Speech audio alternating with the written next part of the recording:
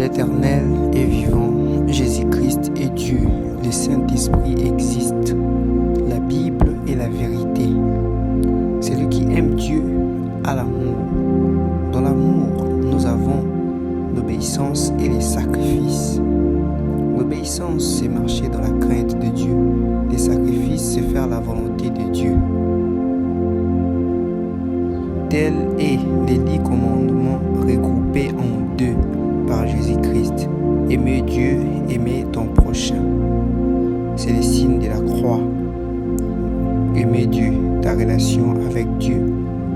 Aimer ton prochain, ta relation avec des êtres qui sont comme toi. Si tu aimes Dieu, tu feras sa volonté. C'est ça les sacrifices. Si tu crains Dieu, tu l'obéiras. C'est ça l'obéissance. C'est comme les 2 mains. L'un a besoin de l'autre pour créer un son. C'est ça qu'on appelle aussi la foi et les œuvres. La foi et les œuvres, ce sont les 2 pieds. L'un a besoin de l'autre pour marcher. Dans cette vidéo, nous allons vous parler de quelque chose de très important que plusieurs ne savent. Observez bien cette image et écoutez bien ce que je vous dis. La droite du Père et la gauche du Fils. Cela, c'est la vie. La gauche du Père et la droite du Saint-Esprit. Ce sont les œuvres. C'est le 2 livres qui est au paradis, le livre des vies et le livre des œuvres ou des souvenirs. L'Ancien Testament et le Nouveau Testament.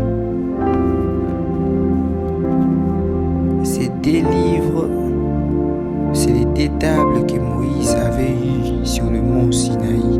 Ces 2 tables, c'est les 2 livres qui se trouvent au paradis. Ces 2 livres sont cachés dans la Bible.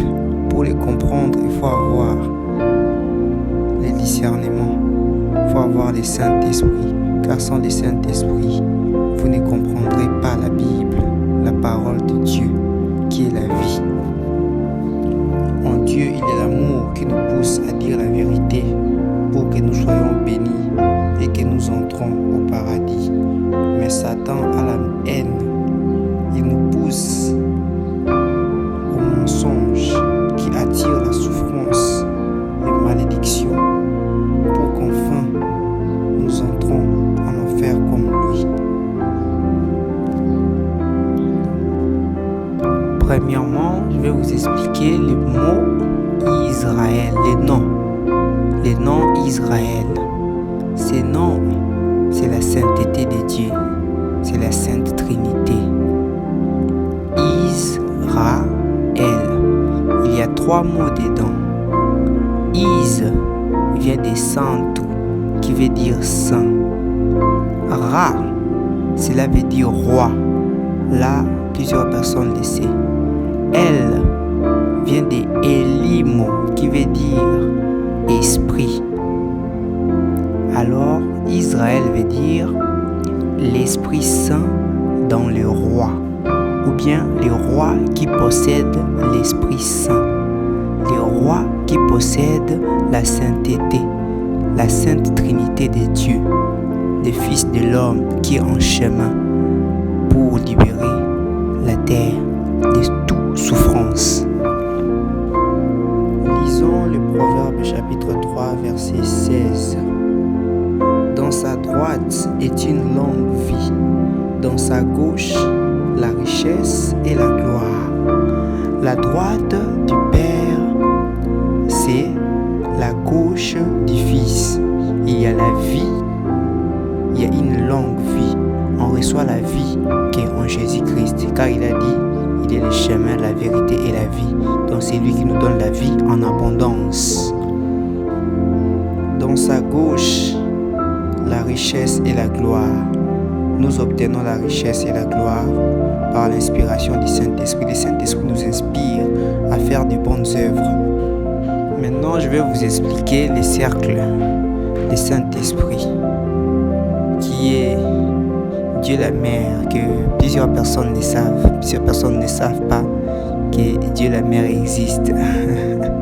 Ce n'est pas Dieu la Mère en chair, mais en esprit. Le Saint-Esprit, dans sa droite, il y a les œuvres de travail. C'est pourquoi nous voyons des révélations. Dieu nous révèle par le Saint-Esprit.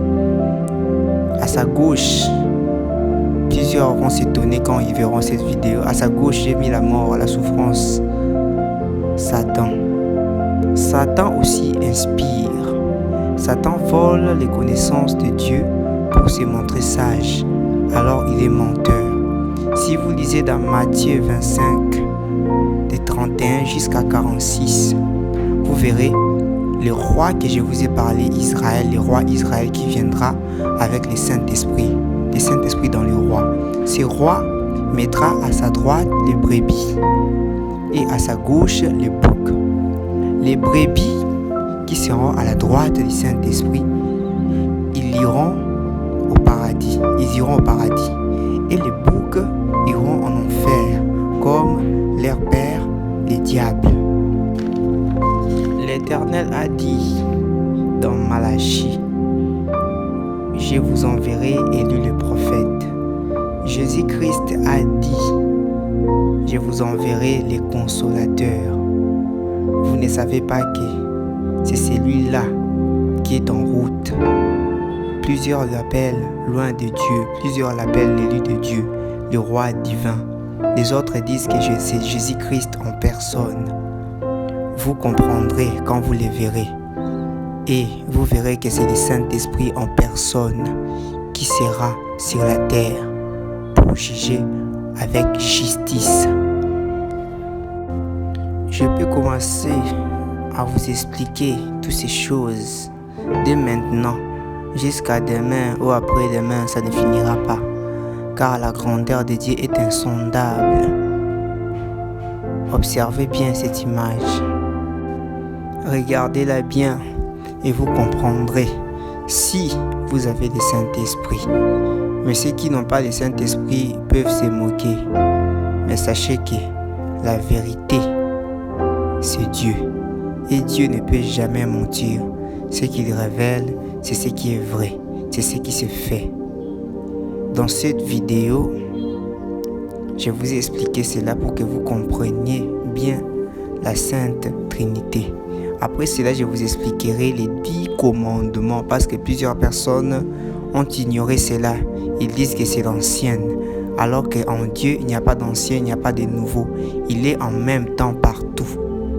Il est l'omnipotent, l'omniscient, l'omniprésent. Le premier est l'infini, le commencement et l'éternité.